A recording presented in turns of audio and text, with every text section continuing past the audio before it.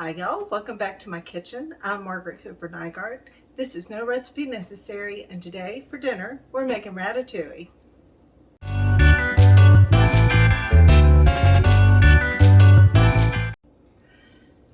Many years ago, Jim and I did, about 5 years of being vegan. There was only one problem. Well, there were a couple of problems with that. Mostly we really like cheese, all cheese, and that's a problem if you want to go vegan. I'm not saying there aren't vegan cheeses out there, we just didn't care for them.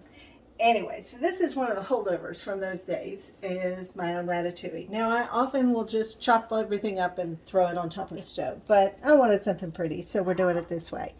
The first thing I did was rub the inside of this casserole dish with some olive oil, so everything didn't cling to it.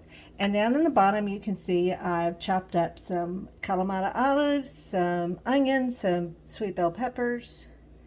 And then in this ring that I'm making around the outside is eggplant, zucchini, some yellow squash, and occasionally a slice of onion. So now I'm going to just finish this up. Oh, and I'm putting, I can't call them cherry tomatoes because they're more like the size of crabapple tomatoes, in the middle. And then we'll make a little sauce to go on in there as well, and it'll be delicious. And, you know, make it pretty. Make it a pretty pattern. You eat with your eyes first. So I'm alternating my slices and stacking it up there. So it'll make a full ring here when I'm done. Another eggplant, some yellow squash. And I just cut this on my mandolin, which makes it a little easier. If you don't have one, just a sharp knife will do. I'm just basically lazy. I've preheated the oven to 325. I think I can get a few more in there.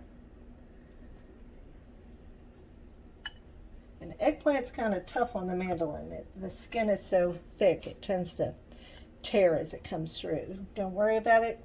It still eats well. You just want to get that in there.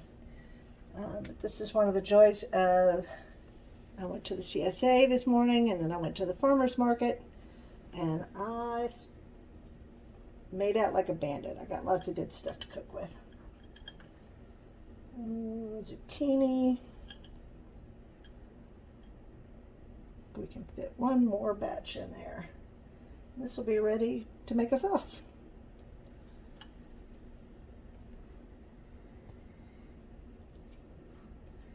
All right, so now I'm going to fill that well in the middle with the tomatoes that I've just cut into thirds.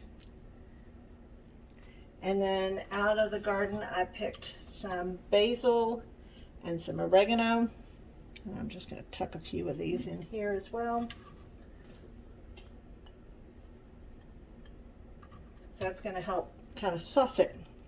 If you remember that kids movie from a couple of years ago called Ratatouille, it's a sauce that it makes. It makes it taste like summer. But this is one of my very favorite things for the summer. All right, so we've got oregano and basil that I just washed and then chopped.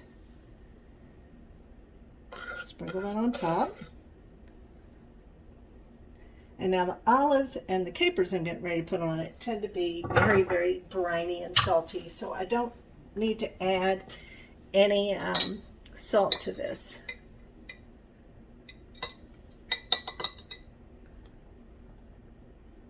That'll do it on its own. And a drizzle of olive oil. And this is big vinegar, big crema vinegar from one of our local shops, which will give it a sweet and acidic taste at the same time. It's a form of balsamic vinegar.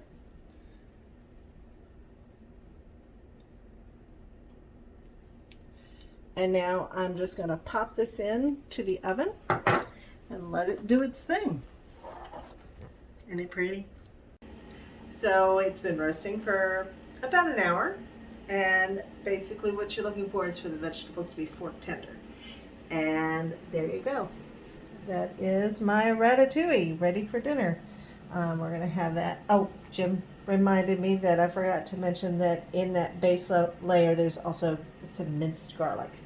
And we're going to have that with a nice bottle of Montevideo. And all I can say is enjoy. It's the first good ratatouille day of the summer in this household. Don't forget to subscribe and like, and we'll talk again soon. Bye.